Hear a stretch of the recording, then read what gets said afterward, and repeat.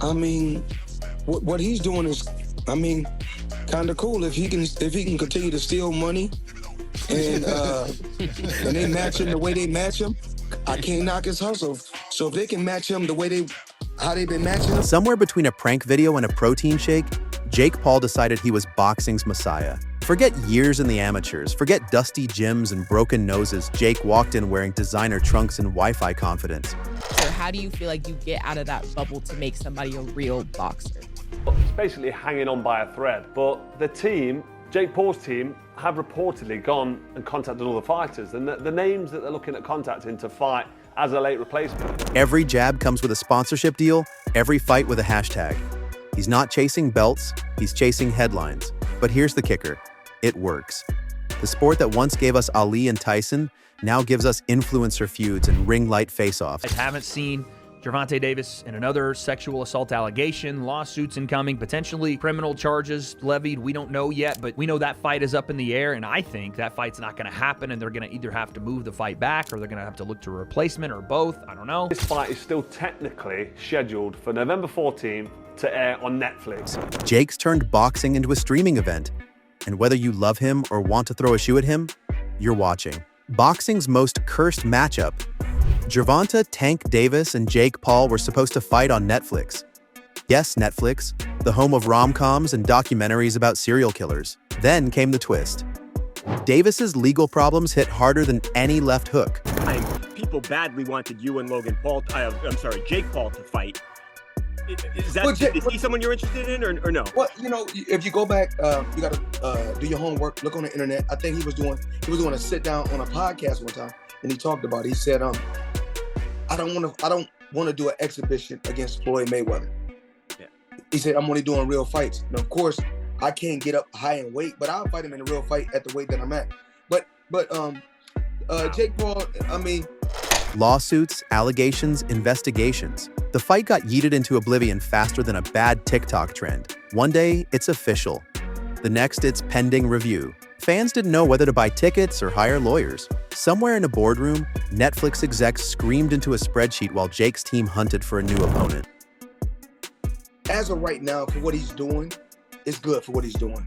But once he fights a real fighter, it's going to be bad. Have you been impressed? But one thing I like about him, one thing I do like about him, he's selling it. He's selling it, and he's making good money. And when boxing Twitter was calming down, Floyd Money Mayweather decided to toss a grenade. Out of nowhere, the 50-0 legend says he's ready to fight Jake Paul for real, not another exhibition, not charity shadowboxing. The man who retired richer than small countries suddenly wants smoke with the YouTube kid. Cue chaos. Floyd knows how to play the media game. He didn't become money by accident.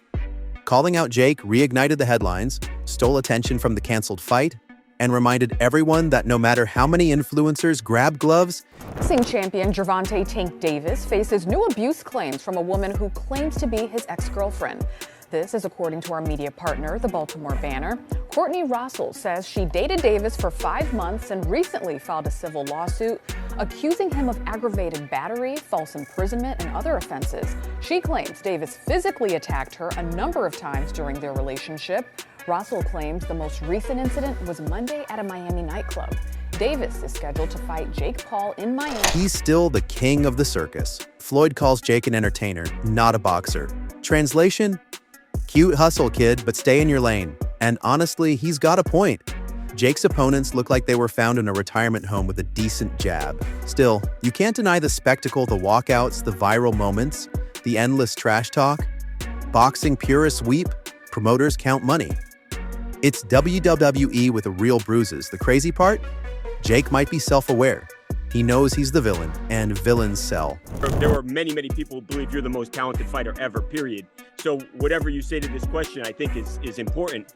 Are you impressed? Does he have boxing ability? Or is he just an entertainer who has a lot of fans and can promote a fight and has fought lesser opponents? Or is he actually talented? As long as he continues to fight MMA guys and YouTubers, he's gonna continue to look good and shine. But once he fights a real fighter that can really fight, it's not gonna be that good. Does he have the ability with what you've seen to continue to mold himself into somebody who can actually. He told me before his goal is to fight Canelo, so that's where his mindset. When the Davis fight imploded, Most Valuable Promotions released the politest panic attack in history. Under the circumstances, we cannot proceed. Translation: we'd rather not end up trending on CNN. With Davis under investigation and Netflix tightening its halo, the money train screeched to a halt. For Jake, it was both disaster and opportunity because chaos is his cardio. Where normal fighters see cancellation, Jake sees a rebrand. New fight, new poster, new outrage cycle. Then the details dropped and they hit harder than any punch Davis ever threw.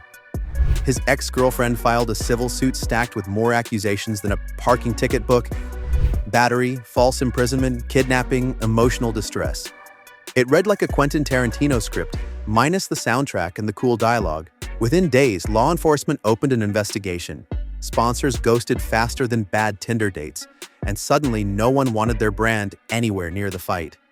Boxing's ongoing soap opera morphed into a full-blown true crime documentary complete with scandal, suspense, and a disappearing act Jake's team quietly erased. November 14th on Netflix from every corner of the internet. And right on cue, Mayweather slid back into the spotlight like a villain making his third act entrance. In interviews, he smirked.